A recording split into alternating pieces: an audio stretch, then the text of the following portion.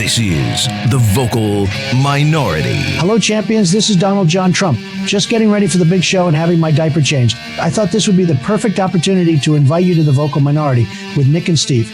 All legal scholars agree this is the most beautiful, fantastic show you'll find. The Vocal Minority with Nick and Steve. Not made in China. The Vocal Minority with Nick and Steve. We are, however, tariffing the crap out of this podcast. Okay. Welcome to it. We just put a 90-day pause on it, though, so you're fine for now. Welcome to the Vocal Minority with Nick and Steve. Back at it once again, ladies and gents. Yeah, it's about time that tubby motherfucker lied about something worthwhile. Like listening to this show. So thank you. Oh, you don't think he actually listens? Is that what you're saying? I mean, is he a masochist? I know he's a narcissist and a sociopath. Is he a masochist, though? I don't know. That's a good question. Yeah, you're right. It matters not. We wouldn't change the program whether he was listening or not. So we do the program for you, for the resistance, and we're glad you're here. Check out our social media if you're interested. Yeah. Listen, I'm hoping we end up in Guantanamo. I think that would be some free publicity that we could really use. So I will poke the bear all day, all night. You don't care if you go to Guantanamo? Don't include me in that, dude. I don't want to go to Guantanamo.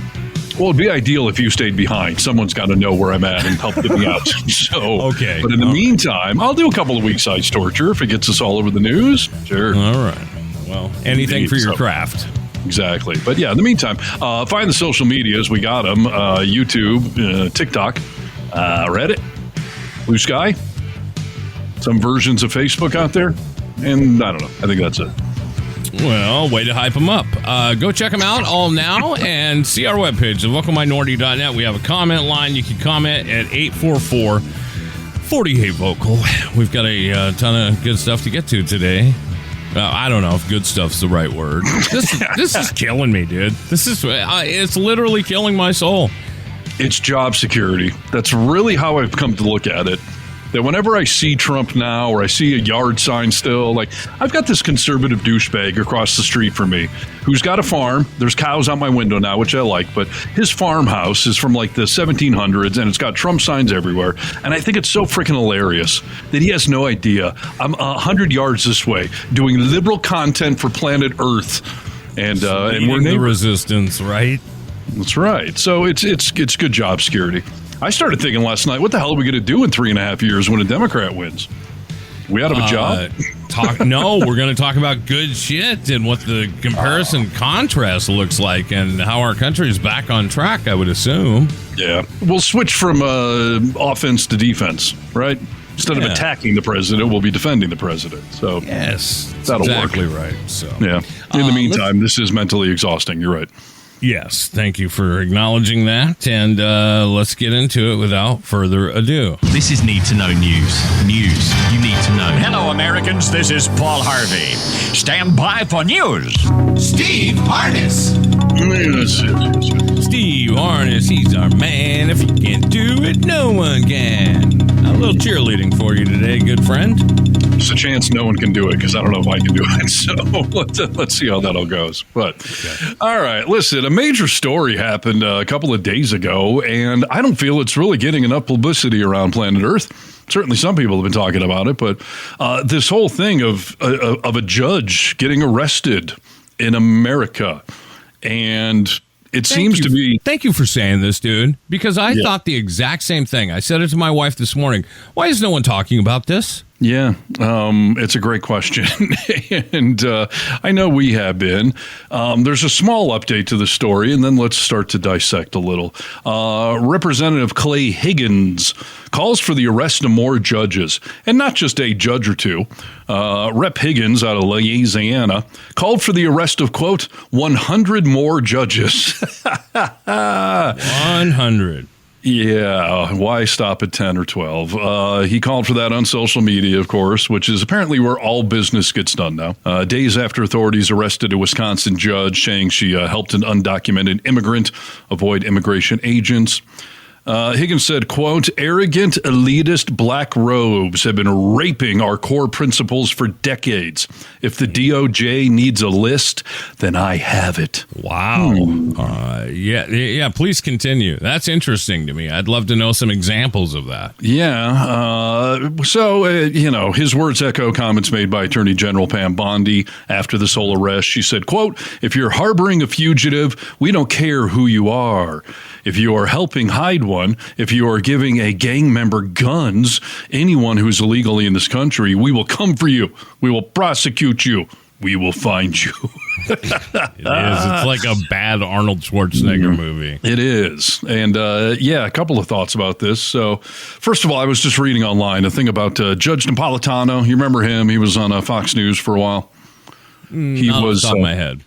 Yeah, I'm sure you'd recognize him. He was a New York City judge, and he became a Fox News correspondent, talking head. And he was always a big Trumper, but I think he's on Newsmax now. And he did an interview over the weekend that has ruffled some feathers, where he said that this is not correct. We should not be arresting judges, and especially because apparently these ICE agents had what is called an administrative warrant and not any sort of judicial warrant. In other words, ICE gave ICE permission to go arrest this guy. Apparently, they confronted this judge in the hallway. She said, that's not a real warrant. You're in my courthouse now. You're not just taking this guy out of here. Show me an arrest warrant, and maybe we'll have the talk after I'm done with him. And then she got hauled away in handcuffs for helping this guy to escape, And boy, and then it's also a tad ironic that Pam Bondi would be talking about people that think they're above the law that could, destroy evidence and obstruct justice and all these things with no awareness of who she works for, apparently. Yes. I mean, it really is funny that she says, no one's above the law. But she should just come out and say it. There are very few people that are above the law. The Supreme Court decided Donald Trump is one of them. So, we can let him get away with this shit, but no one else. Yeah, exactly. I do think this is the beginning of the slippery slope. I don't think they're just going to arrest this one judge and call it good. I don't think it. I know it. He is challenging the judicial branch head on, already currently ignoring the Supreme Court. And now they think they're going to use their FBI and DOJ to run around arresting judges in an attempt, I guess, to bully them into bending to their will. This is exactly what democracy is not supposed to be. Completely. I mean, this is, I don't even know if this is the beginning of the end, but this is... Now that this has happened, like you said, I too agree with you that, there will be more judges. They're going to make examples out of these judges. And if we don't stand up now and, completely revolt against this is insanity, dude, that this could happen. If we don't stand up now and we continue to watch like there are fireworks in the sky going off and we're just in amazement that they're happening, it's going to be too late. It is. Yeah. It's going to be too late. Absolutely. The question really is, what can we do, the vocal minority out there? Now, I want to say that protesting is certainly a worthwhile effort. But two things. One, there's three equal branches, right? So the administrative, the executive with Trump. Obviously that one's gone off the deep end. So then we have the legislative and the judicial. And I think both of them need to grow a spine. The legislative branch needs to understand half of you going to lose your jobs next year in the midterm elections. And these people are all about self-preservation. Right now, they don't have anything to fear because they're riding high on the election win. But reality needs to catch up, and protesting would be a big part of that. But also the judicial branch. You people, the men and women in robes, you have got to put your foot down and say enough of this shit. This has to get overturned. Judges have to unify, and that includes all the way up to the Supreme Court, because they'll come for you next. That's exactly right, Steve. I was going to say, just, we've seen rumblings of Amy Coney Barrett, saying, this isn't right. We've got to do this. We've got to do this. So it starts with that side of the Supreme Court. They're going to have to get active, but it's going to have to waterfall all the way down. It's a fight that needs to take place in numbers. And from the highest court, that's where it's got to start. Hopefully it will. No, he is fucking around and see what find out happens. And, the judges have 90% of the time so far handed Trump defeat after defeat after defeat, and that's been good. But a lot of this is lower court rulings. He's clearly just trying to kick things up the chain. He wants to get to the Supreme Court with all of these cases because he thinks he's got them in his back pocket, because to some extent he's right. He gave, almost half of them their jobs and certainly gave them the conservative majority. So, yeah, what are these people going to do when it finally comes down to them and judges being arrested? I don't know how you come back from it. If it does tip the scale and goes all the way, it doesn't come back without some sort of war. I would like to think the first judge this woman gets in front of is just going to throw it right out of court. That you can't just go into a judge's courtroom and arrest her. There has to be an entire process. If for some reason you think a judge has broken the law, I feel like that's usually how it works, right? Don't you have to get arrest warrants, go to a district attorney, someone that wants to press charges? It's somewhat laughable though, because all the rules have changed. What once was is no more.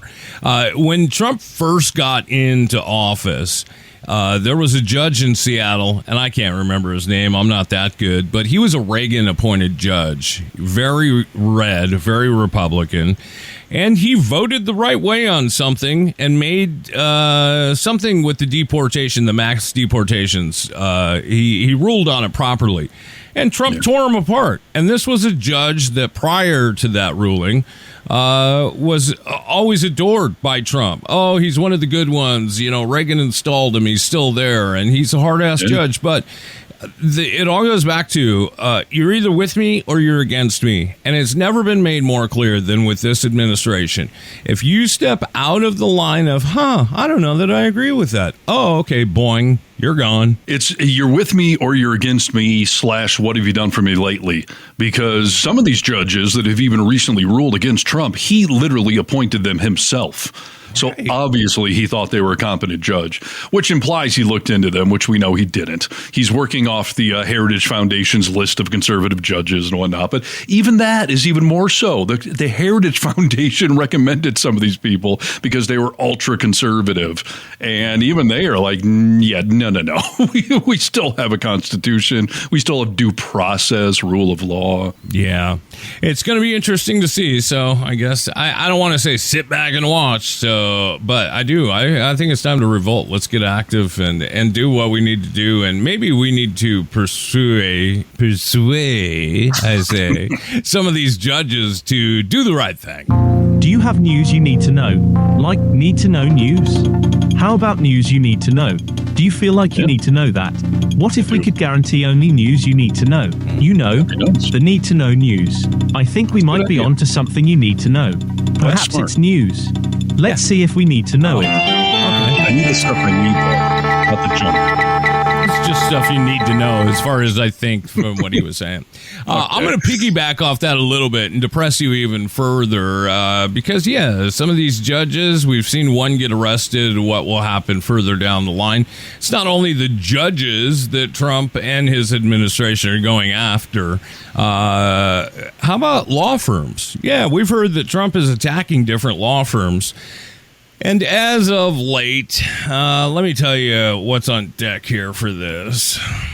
President Donald Trump's slew of executive orders targeting high-profile law firms triggered a fight-or-flight response. 9 law firms took flight and struck deals with the president. Imagine that. Collectively promising $940 million in pro bono work for the administration, which, pro bono law work is needed and admirable and good, but you don't need to do pro bono work for the president of the United States and their administration. It's good for people that can't afford it and are being screwed over by the system, not the ones doing the screwing within the system.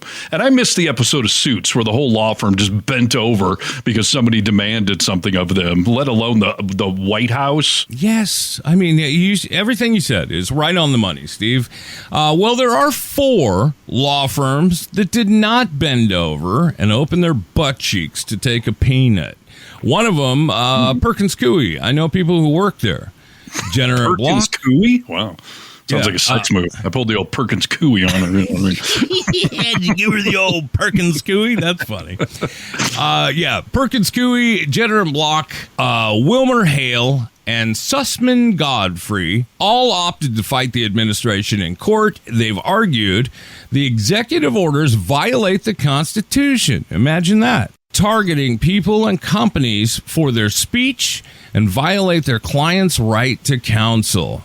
So far, these 4 law firms who did decide to stick around and fight are winning unanimously. So here's the deal. These law firms are being taken on because, we want to have all the lawyers in our pockets, too. Then it doesn't even necessarily need to get to the judges. If we could have all the lawyers, we don't even have to worry about the judges. And they're just kind of there as a backstop.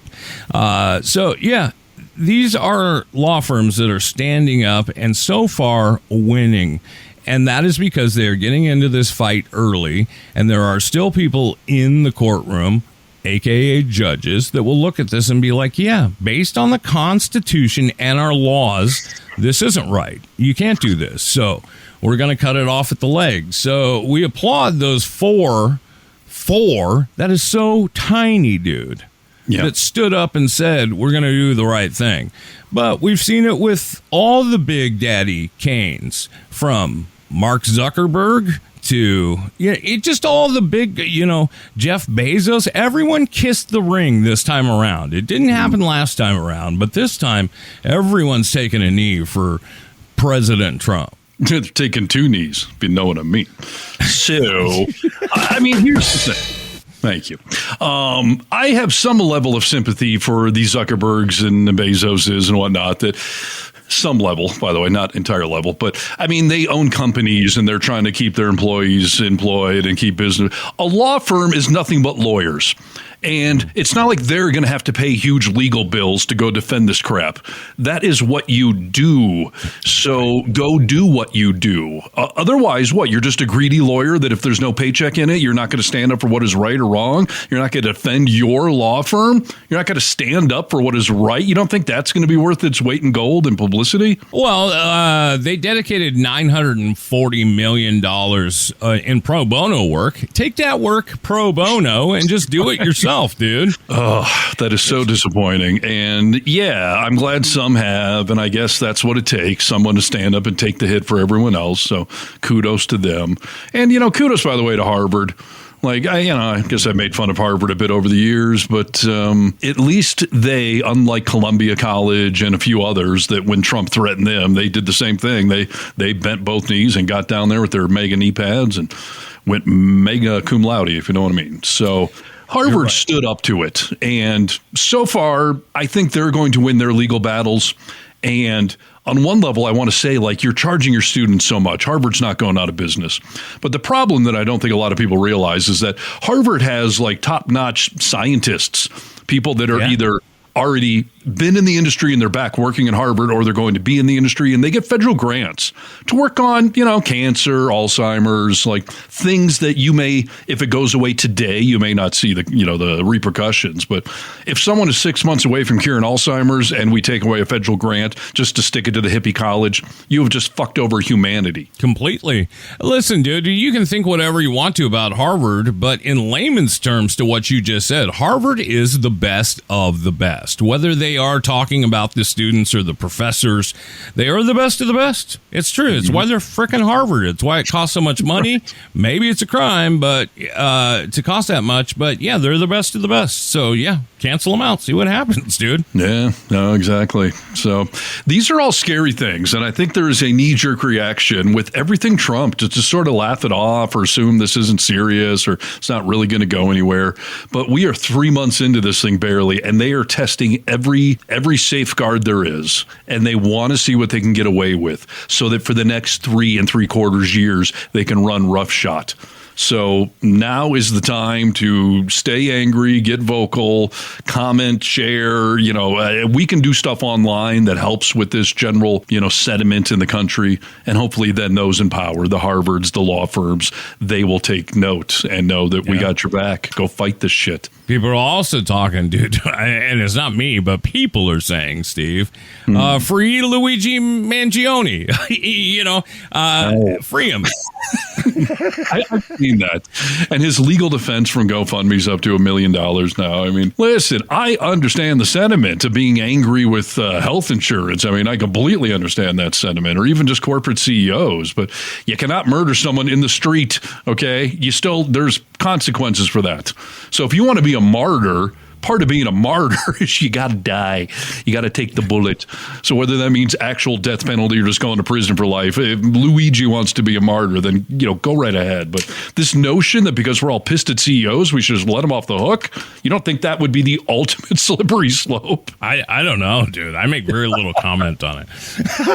I mean, come on. CEOs are getting executed left and right. And then why can't we make that rationale for congressmen and senators and, people in the Oval Office? Like, we can't just have the purge happening around town 24/7. He said with a chuckle. Right. Listen. That's what it would be. I mean, it's craziness. I know it is crazy, but this is, I guess, when you say like, what can we do? And then we give our list of things that we can do. Some of us feel helpless with that list.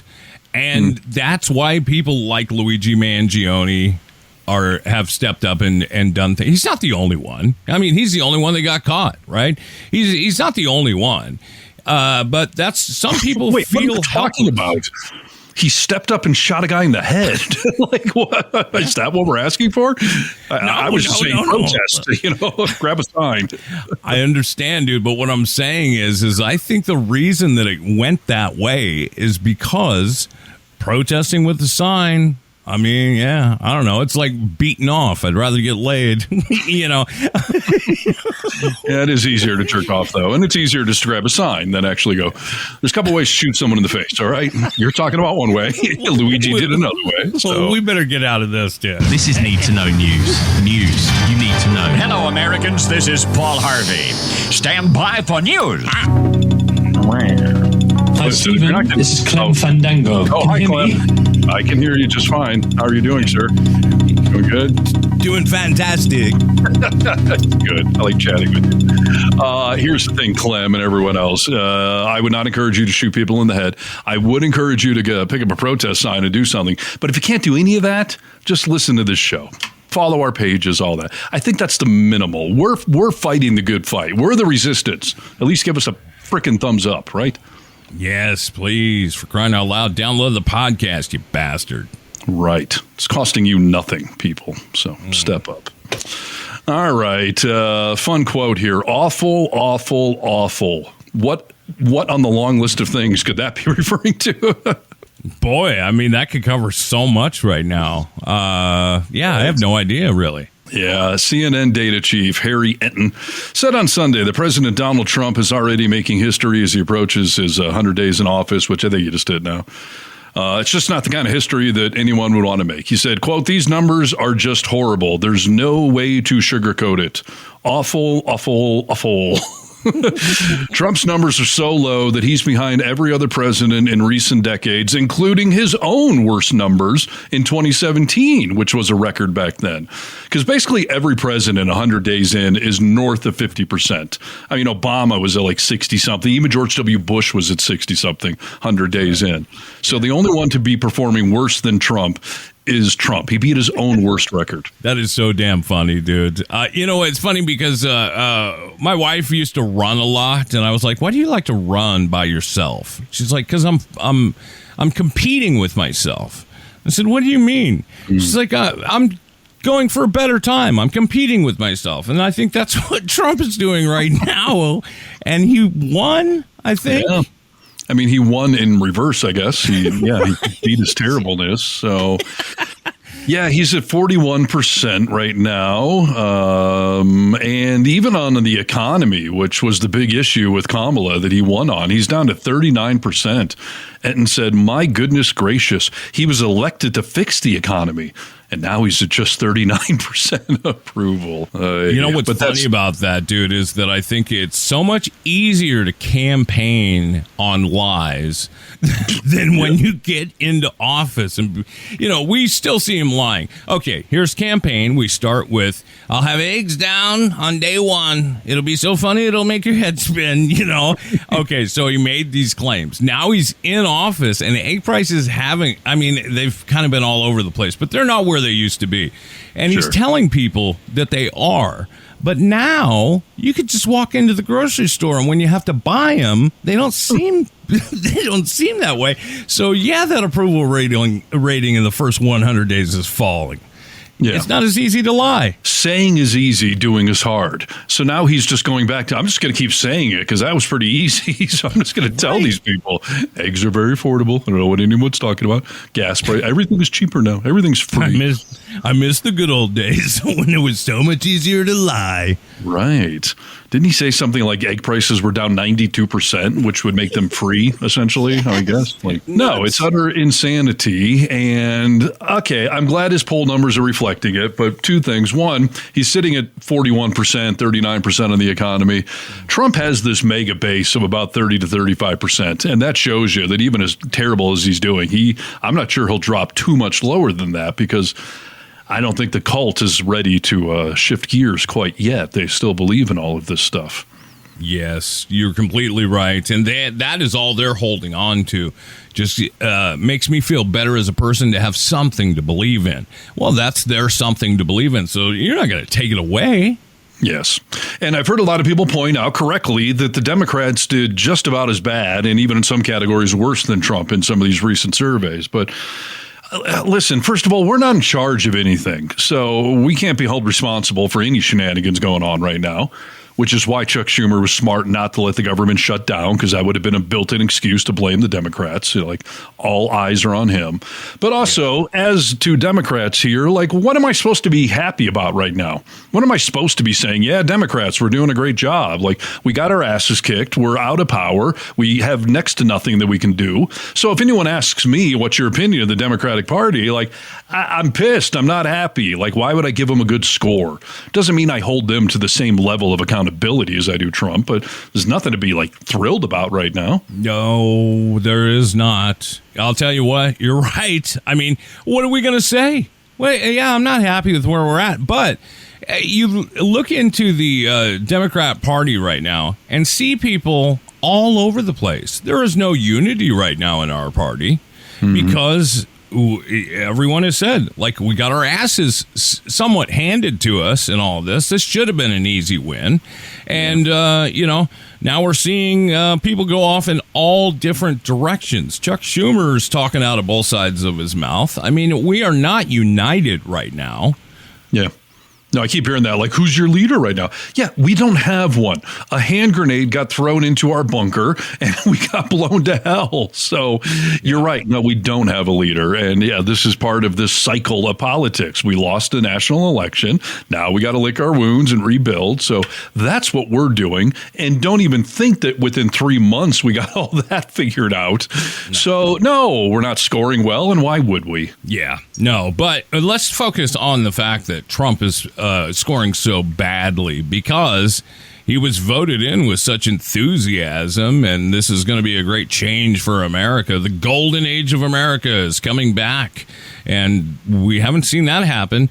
You can say, oh, it's only been 100 days. Look at all the shit he's ruined in 100 days' time. It is possible to do things in 100 days, apparently. Yeah, other presidents have achieved all sorts of positive milestones in 100 days. And, yeah, on one level, I want to say it's a little humorous that, whoever's in charge always gets the blame. So look how quickly it fell apart for you. But you sort of gave that a significant push over the cliff. Biden really didn't deserve a lot of the grief he got just because he was in the office when things went south in a lot of ways. But Trump deserves it. So I'm glad he's getting it. But, yeah, he's earned it. 100%, 100 days, 100%. He's earned it. Yeah. So can't wait to see where we're at in 200 days. I'm sure it'll all be fixed. Yeah, let's hope so, dude. Need to know news. I said, oh, Lord Jesus, it's a fire. News you need to know. I got bronchitis. Ain't nobody got time for that. There's so many things to talk about, but I want to talk about this right now. Do you have someone in your life that loves drugs? Do you love drugs? Are drugs a big part of your life? Does someone you love have drugs in their life? Okay. I guess the short answer would be yes. But what are we talking about here? Narcotics, pharmaceuticals, marijuana is not a drug. It grows naturally. It's not chemically produced, which is what a drug is. So can you narrow that down a little for me? I can, dude. I'm talking about narcotics. Narcotics, okay? Yeah. I mean, honestly, no. I don't know anyone in my life who's actually on a narcotic, like cocaine or fentanyl or meth or Adderall or something. Adderall's somewhat prescription, but you know what I mean, abusing it. So yeah, no. You do. You just don't know it. Because there are so many people on narcotics in this country. Fentanyl. Are you admitting to something right now? No, I'm just saying, like, statistically speaking, we know people that are on narcotics and they just don't talk about it. And maybe they don't have a problem with it. I know you and I know Kennedy. Like, so no, I feel pretty good in my answer. You're assuming I have dozens of friends where statistically one of them has to be doing coke. I really don't, but I appreciate it. You know, okay? So here's my point. There's a lot of people in this country on narcotics. We obviously have a huge prescription drug problem. We all obviously have a huge problem with fentanyl being brought into our country. But RFK enters the room, and he is a former heroin addict. Did you know? Yeah, I did, yeah. Okay, so through college, RFK took heroin just to get through his college, and it apparently made it a lot better for him. So he's no stranger to addiction. But now he's heading up our Health and Human Services Department, and he is going to try and get rid of a very important program, a godsend, some would say, the Narcan program. It's helped reduce overdose deaths despite his past heroin addiction. He is going to vote against this to keep it rolling. Do you know anything about it? Yeah, I mean, Narcan has become so common. Every cop, every paramedic has Narcan. Most communities, I mean, I know I'm a California kid or whatever, but you can get it for free, just no questions asked, so that high school kids can have it in their glove box or something. Because, yeah, Narcan has saved countless lives of people that are in the middle of overdosing. You give them that stuff and they live. So what the hell would you be against for? I carry Narcan with me whenever I go out into public, and especially if I'm going to go into a big city. When I travel to another country, I always have Narcan on me because I'm going to be out in the public a lot. And I did order it through the Narcan program, through our government. You can go to the website and you can sign up for it. And I don't know how often you can get it. Luckily, I haven't had to use it. But they send you 2 at a time, and they are basically, they look like almost like the little Afrin things where you're going to pump this into somebody's nose if they're overdosing. And then now, hold on. Yeah. Are you carrying it around because you're worried you're going to contact fentanyl or something, or someone's going to give you a joint and it's in there? Or are you thinking you're going to stumble across somebody overdosing and you can save them? The latter. I think, in Seattle, you'll see people a lot of the time that you don't know if they're overdosing or so if I did come across someone, I want to have it on me because it that easy to save a life. I'm just going to squirt this up your nose and all of a sudden you're going to be okay. I'm going to carry that. Yeah. So the program, it's a great program. Like I was saying, you could go on the website and they'll send you out 2 at a time that you can, put one in your car, throw one in your backpack or whatever. But RFK is now saying that he is opposed to this federal Narcan distribution program. This has been widely used. A $56 million annual grant program. And in the grand scheme of things, $56 million is nothing. Okay. Mm-hmm. And by the way, are you sure you said he's saying this? He's really hard to understand. Maybe we've just misunderstood what he's saying. I don't think so. He's got comments on it, that I'll share with you. But Yeah, like you were saying, and a lot of first responders, cops, everyone carries Narcan. And a lot of people, I know, friends carry Narcan with them, and most of them got it through this. It's no skin off your back. It takes 5 minutes to go order it. But he is saying that solving this drug crisis is not going to win with the use of Narcan and reviving these people. This is going to take a lot more. So basically, he's saying if they are not going to get the help, let me just read his exact quote. Kennedy previously praised interventions like Narcan as a critical drug to saving lives. He now frames the crisis as one requiring deeper spiritual and societal change rather than relying solely on nuts and bolts medical solutions. It's funny because he sounds like he's very nuts. And just pray away the addiction? Is that the answer? Jeez. I mean, it makes no sense to me, dude. I mean, look, you can have both, right? If you want to do both, but you have to have Narcan, or the people will just be dead. I mean, you are saving a life. Then you can go do all the things that you'd like to do with spiritual blah, blah, blah. Right. But to get that rid is of one way to reduce the number of addicts we have, I guess. Just let them all die. Start fresh with whoever's left. And I'm wondering, you're making a joke about it, and I'm not offended by the joke, but I'm wondering if that's exactly what he's pretty much saying is like, let's have a reboot. Let's start over. I mean, it sounds like the classic, let these poor dirtbag drug addicts, fend for themselves. Like, what are we spending millions of dollars to save lives for? We're just the government. That's not what we're here to do. We're not here to make your lives better. And if you want to know if it's worked, the national overdose deaths have declined. This was at an epidemic for a long time that is still happening, and they say it's far from over. But since this Narcan program came out, hundreds of thousands of lives have been saved just through the public carrying them, not civil servants, not police officers and everything else. So, I mean, that's a big deal, dude, to spend that amount of money. And that, by the way, that amount of money also goes to supplying civil servants and nurses, whoever. But the public is saving that many lives. I mean, that's crazy that you would do away with that program. Even think about restructuring it if it's really $56 million annually. Is that big of a deal for you? I think Trump could play golf one less time and then pay for it for a frickin' year, dude. That's true. He's honing in on $50 million in his golf outing so far. So, no, it's a very fair point. And with a federal budget of trillions of dollars, I mean, millions is literally less than a percentage point. And yeah, it's real lives we're talking about. And it's obviously a misnomer to think that, it's all the unemployed dirtbags. Some of those first responders go home and do these drugs. Doctors, lawyers, everybody, every walk of life. And yes, I will tell you, we had a story in the town I live in a little over a year ago where a couple of professional types, I think one was a firefighter, one was a doctor, they had a Super Bowl party and 4 of them overdosed on fentanyl and died. And there was some pushback because I said the fire department called me, we should run PSAs about this. And I was like, maybe we should run PSAs about, rehab programs and intervention programs. And, we should be trying to help people on the front side, not the flip side. And they kind of gave me this tangent about how these weren't just addicts. One of them was a firefighter. One of them was a doctor. These were professionals, not just addicts.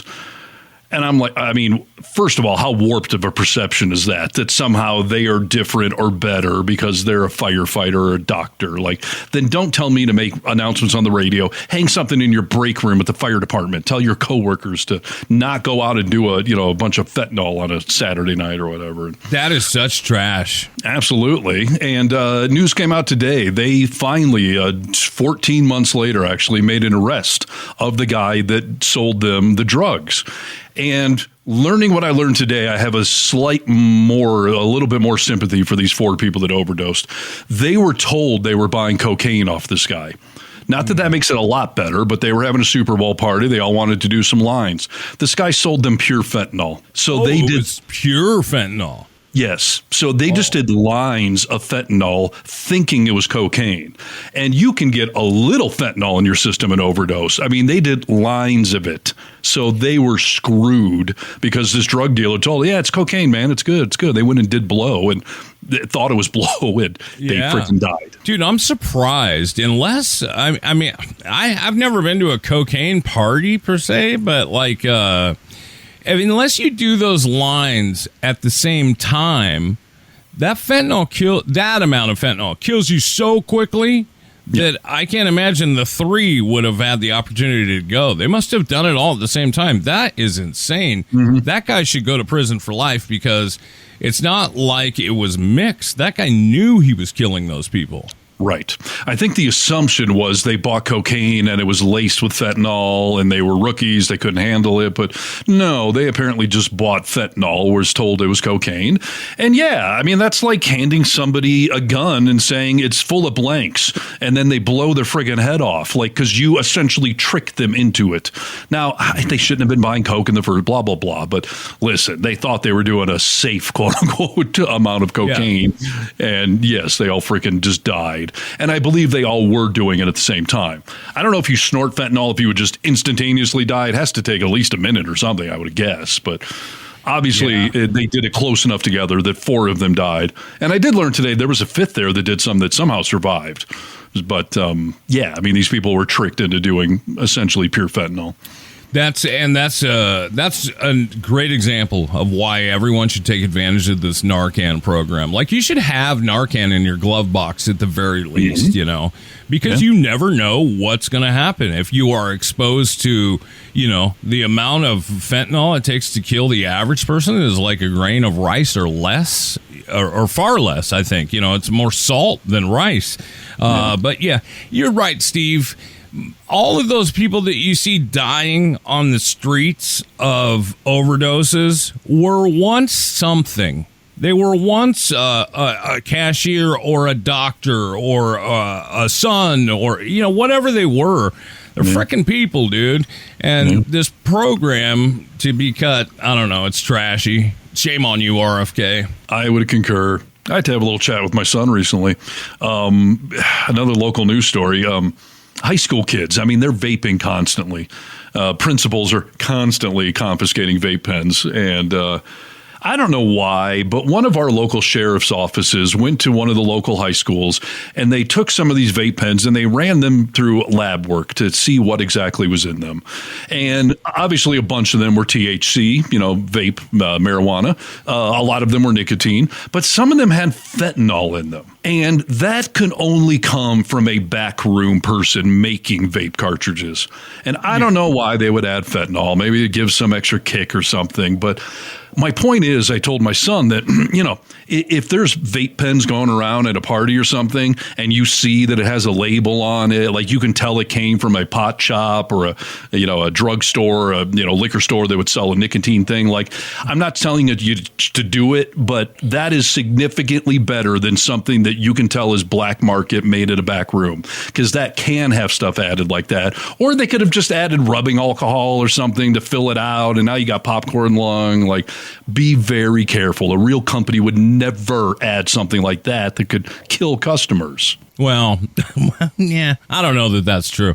Vaping kills people. Of course it is. If you're buying a Stizzy or you're buying one of one of these major corporations, they don't want to overdose their customers. They have investors and they can go to jail. They know who you are. Your name's on the product. No, you're right. I mean, it'll kill you eventually no matter. But, you don't want to overdose. You should just buy it yourself.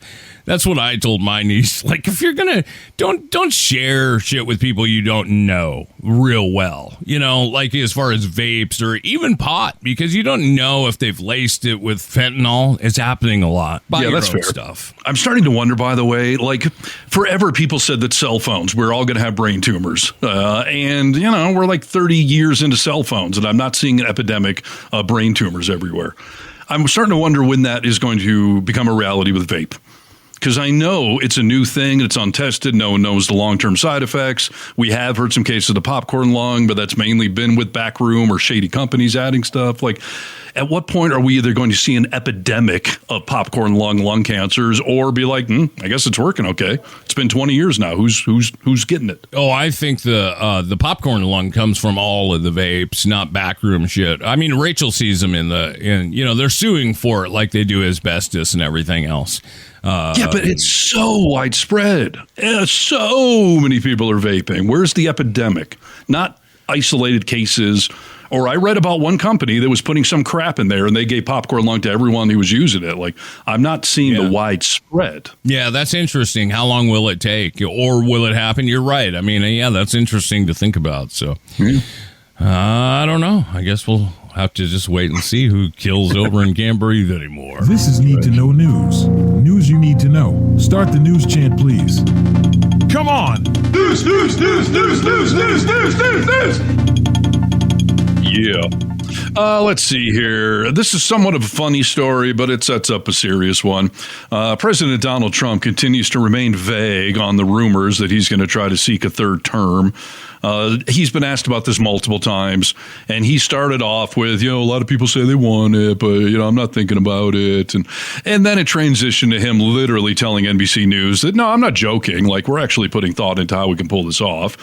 Sure. And then this week we saw, or late last week, we saw that Trump is selling Trump 2028 hats through his official MAGA store, which seems like that would be a joke, but he said it's not a joke, and they're trying to find ways. And so someone asked him again about it today, and he said, that would be a big shattering, wouldn't it? Well, maybe I'm just going to try shattering things. It's not something that I'm looking to do, and I think it would be very hard to do, so I'm not thinking about it. Yet he talks about it constantly and is selling effing hats for it. So it sort of seems like he is putting some thought into it. Do you remember the website for the Obama official merchandise? No, I don't remember. Of course you don't, dude, because presidents don't do that. That is crazy that he has that. Of course he's thinking about it. That is such a great point, because as you know, I did a whole freaking news story last week for another website about the Trump 2028 hats. And after I published the thing, I thought I didn't even bring up the fact that who cares what the hat is? The president is selling hats. He's selling merchandise from the Oval Office. He is making money. I was so fixated on the audacity to imply that you can run for a third term that, I forgot to mention he's selling swag out of the Oval Office.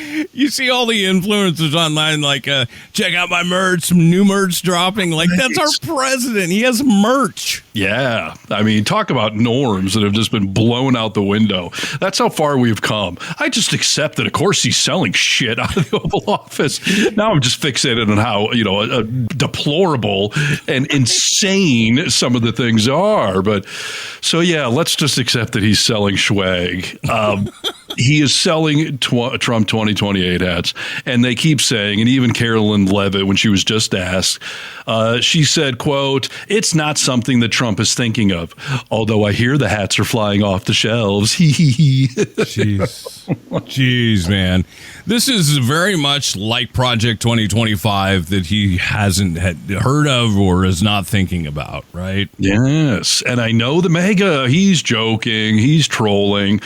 He literally just said he is not joking. So is this a guy that we just cannot take anything he says seriously? Or when he literally tells you, I am not joking, will you then take it seriously? No, we won't. I guess that's his game, is that, he lies so much. If you figure out what I'm lying about, ladies and gentlemen, you'll never know. I think if you see, I just brought up Project 2025, and of course Trump said, I don't know anything about it, almost said it like Project 2020, like he couldn't even say it, like it was this foreign object. But you have the architects, you have Stephen Miller and plenty others working in the background talking about it, that it's happening, it's structured, and this is, he knows all about it. Steve Bannon, in the same likes, is talking about how they are going to get Trump a third term. It's being worked on behind the scenes, whether you want to believe Trump knows about it or not. believe him. He said, I'm not lying. I think that's hard to believe, but because he's always lying. But Steve Bannon's working on it. There are people working on it in the backgrounds. He's got the hats. So, yeah, I'm going to believe him that he's going to try it. Yeah. I mean, this is assuming he is alive in 3.5 years, which I'd be shocked and amazed if that actually happened. But, and that, God, will you see that much of a glutton for punishment? He'd want to run again? I mean, I don't know. But they're definitely talking about it. But I would really, more out of a morbid curiosity, love to know, how do they think they're going to get around the Constitution on this one? Because in the Bannon thing you're talking about, he said, like, well, amending the Constitution's one method, but we're not actually thinking that's going to happen. We got 4 or 5 other things we're working on, and at least 4 of them I think are pretty solid. I think we can pull them off. Like, what in the hell are you talking about? This whole let J.D. Vance run and then hand the reins to Trump? No, Constitution prohibits that too. You cannot be the vice president because you're not eligible to be president. So what crazy shit are they cooking up in the back room? If you remember when we had a little thing called the Jan 6 insurrection, John Eastman was one of the high-profile lawyers that was writing all of this up to be able to turn this over.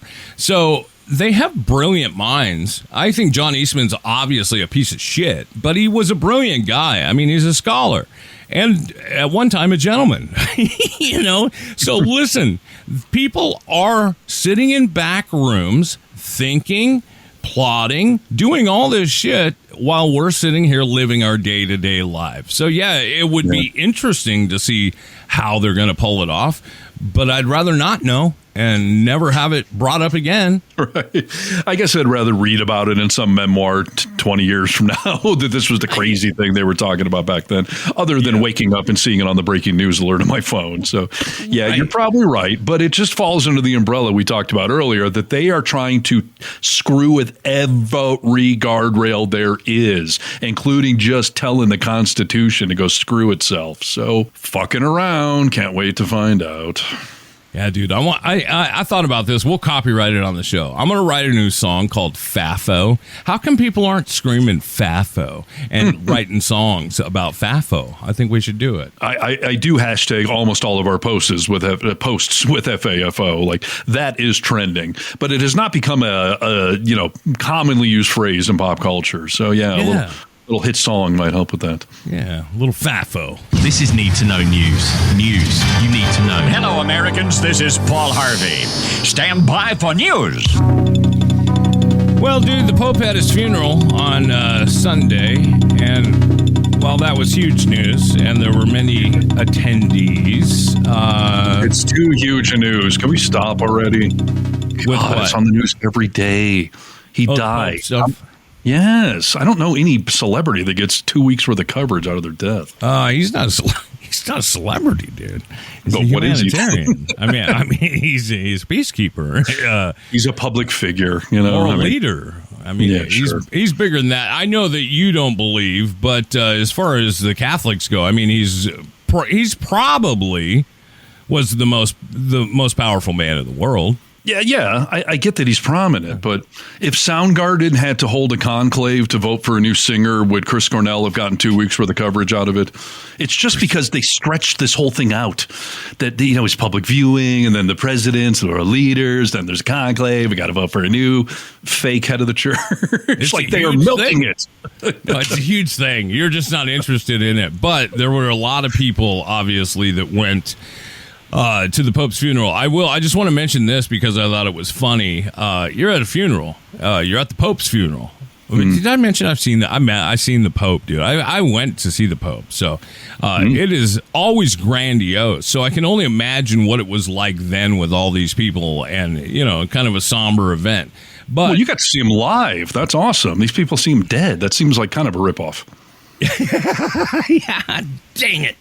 Right. But people came in, so world leaders were obviously there. But as the world leaders walked in, the appropriate funeral behavior is, you're going to be quiet and respectful. You're mourning. And yes. I would know to do that. Right. So, yeah. But I will say that President Trump walked in to this funeral and received zero applause. I think he was hoping that he would get some, because after he walked in, Zelensky walked in, and the crowd did holler, whistle, and erupt with clapping and yelling. That's great. That had to be such a blow to his ego. Like, hey, what about me? Right. You know? And I assume Trump was smoldering walking into that church, and that still didn't get any attention, huh? Just flames starting to emanate. Right. They sat down, Zelensky and Trump sat down, which I thought was a weird time to do it. Did you? Yes. At time and place, people. Right. You couldn't just wait and meet before or do it after or something. They just do a quick aside. Applebee's after. We're all going to Applebee's. Right. Let's meet over there. I don't know why they sat down, but have you heard, this is an honest question, have you heard anything other than they had good talks? Well, supposedly Zelensky and Trump both said, we had good talks about this. And this was their first meeting since they sparred in the White House and America looked crazy. Have you heard anything other than that? No, I haven't. I'm glad it was a good talk, though. That's nice. What does it mean? It means that's how low the bar is. They were like, hey, Trump didn't scream at him and insult him and throw him out of a church at a funeral. Like, it was a good talk. They sat there and managed to have idle chit-chat for a few minutes. Okay, I was hoping it would mean more than that. Something also happened at this funeral with Trump making an appearance in a blue suit. And apparently there's a new suitgate going on. If you'll remember Obama's suitgate with the tan suit. I'm not going to be outraged about this, even for Trump wearing a blue suit, because I think it's such a silly thing to get mad at somebody about. But I do want to highlight it. But even I know you wear a black suit to a funeral. I've seen movies. Come on. Everyone there was in black suits. Right. Why did he walk in with a blue suit? Is he a buffoon or is he making a statement? He does not give a crap.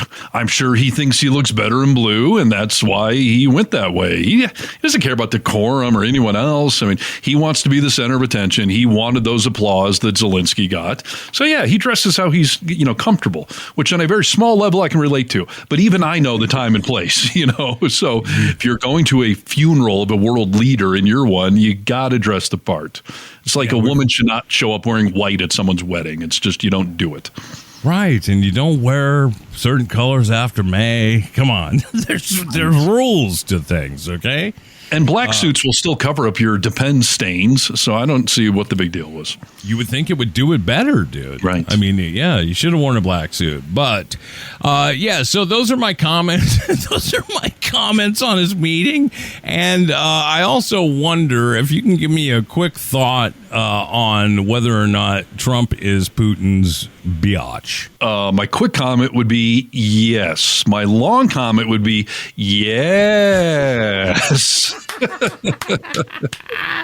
Dude, it is so fun. Like I said, we talked a couple of weeks ago about this. Like, I kind of want to see, I told you, I kind of want to see, like, this is a nail biter, what's going to happen with the war in Ukraine. And I don't mean to say it so callously, but it is fun to see Trump be taken down and understand that, I have been being played. That's crazy. I didn't know that. He has been played this whole time, and obviously we've seen that, but it's funny to see him realize it. Yeah. Played like a Russian fiddle. He is lost the upper hand because he did this whole 24 hours. I'll have this shit done. So Putin knows he's got the upper hand. And this whole idea that Putin's looking for a compromise, Putin could stop the war anytime he wanted to. It's his war. He's the only one doing it, initiating it. It's a one-sided thing. The mugger could stop the mugging at any moment too. So, But I have a newfound worry that I sort of came to my realization today as I was writing a news story on this topic, that my fear is that Trump is going to be pushed so far into the corner that he's going to realize he's been made a fool out of by Putin, that his only recourse is going to be to play army with Putin. He can't be seen as weak on the world stage, so he's going to start an actual war with Putin. And Putin can't be seen as weak, and both those idiots have nuclear weapons. Trump either has to back away from this, like Marco Rubio said a week ago, if we can't get this done, we're just going to walk away, which that would be the best case now.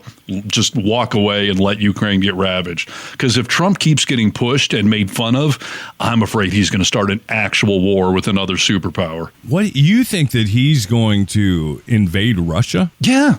Nuke one of their oil refineries, or maybe not nuke right away, but I think he's going to realize he looks like a big pussy. And so what does a tough man do when they're backed into a corner? They come out swinging, and Trump's got his army toys that he can play with. I mean, this is dangerous to really taunt Trump too much when it comes to him versus Russia. That's scary. Because now we got two idiots with nuclear weapons, and neither of them wants to look like they're being, manipulated by the other. I guess, and you know what, for people on the right side of history, I guess this was always our concern. We said, we've become so far away from saying, I remember in the beginning of this, like, you really want that idiot to have the nuclear codes? Yeah. We don't even talk about that shit anymore because he does so much other stupid shit all the time. But yes, we did think about this all the time. Like, he doesn't have those relationships that he does with Russia. It's all hyperbole and it's all talk. You're right. I mean, that is something kind of scary to think about.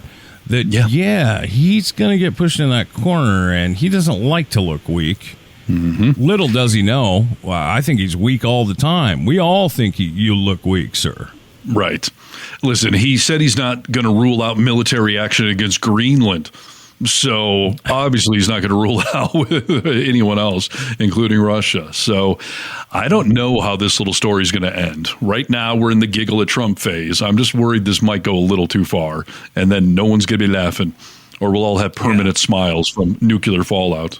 I was having a conversation, dude, with my brother about this whole war in Ukraine because we disagree on it. He has different thoughts than I do. We have conversations about it, but I made a comment that, like, Russia is our neighbor. He was like, Russia's not our neighbor. Russia, Europe has, much more to worry about than, we do when it comes to Russia. I said, listen, I can swim to Russia. I can swim there. You can walk there most of the year because it's frozen in the Barren Straits there. Yeah, Alaska butts up to Russia. Just no one looked at a map. He emailed me the next morning. He was like, I looked into stuff like I always do after our conversations. And he was like, yeah, we are a little closer to Russia. I looked into stuff. It's called a map. I looked into it. And yeah, you're right. They are awfully close. So many people don't realize the old map we had in school where, like, Europe and Asia's on one side and America. That thing connects around, people. Yes, yeah. You look at a globe. You can see it on a globe, okay? Right. Yes. So, yeah, fun stuff. Remember, Sarah Palin can see Russia from her house, so it's close. It's close. Yeah. So can Joe Sixpack. All right. Well, I think that's going to do it, dude. It is. It's going to do it for humanity and civilization. That's what I was talking about. Yeah. Oh, the show's over, too. Yeah. Find our website. Well, there's still the World Wide Web. It's called thevocalminority.net. Yes. And go check us out on Reddit. Check us out on TikTok. And check us out on Blue Sky and YouTube. That's what we care about. Call our comment line 844-48-VOCAL. And do your best to stay vocal, get vocal, and join us here. We are the resistance. We're trying to save the world, people. Get with it already, for crying out loud. We'll see you next time. What up, everybody? It's Whoopi. I tried to get these white boys to come on The View, and they said no. I guess I'll just enjoy them here, like everyone else does. This has been a production of The Vocal Minority with Nick and Steve. The guys release 2 podcasts every week. Peace in the Middle East. We will fight hard for the freedom to vote.